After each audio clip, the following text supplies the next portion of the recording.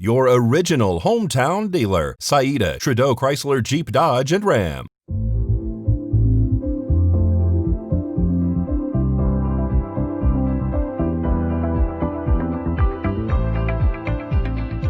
The majority of transmission that we know about is that people who have symptoms transmit the virus to other people through infectious droplets.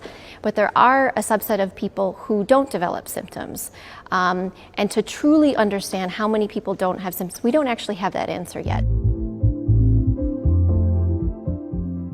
So when we say asymptomatic, we mean somebody that does not have symptoms and does not go on to develop symptoms. Truly no symptoms. We know a number of them who are reported as asymptomatic actually may have mild disease. They may go on to develop symptoms. They may not quite register that I'm sick. I just feel a little bit unwell. I'm just a little bit under the weather. I'm feeling a little bit fatigued. And some of those individuals we would classify as pre-symptomatic, which means they have not yet developed symptoms. We know from some of the viral shedding studies, from some of the lab work, that there are people who are infected with COVID-19 that can be PCR positive, that can test positive 1 to 3 days before they develop symptoms. And that's something that we've known for quite some time now. What we need to better understand, and this is one of the major unknowns, is what proportion is contributing to transmission.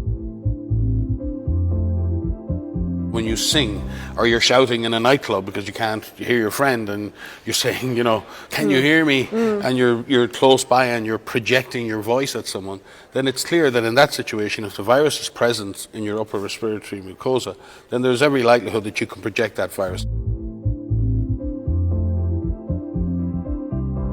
The last couple of days have been the highest number of daily cases in the world. So in terms of pandemic generation, we are still very much on the upward climb on this mountain. But what some countries have shown, many countries have shown, is if you go at this in a very systematic way, and you use a comprehensive approach, that there is enough stoppability in the virus. We've seen that with the physical measures, social distancing, we've seen it with surveillance. And we have some choices to make as a society, because it is clear, if we can identify cases and their contacts, and we ask those contacts to quarantine themselves, and we support them in that quarantine, that can be a very successful way of both stopping the disease and avoiding large-scale lockdowns in future.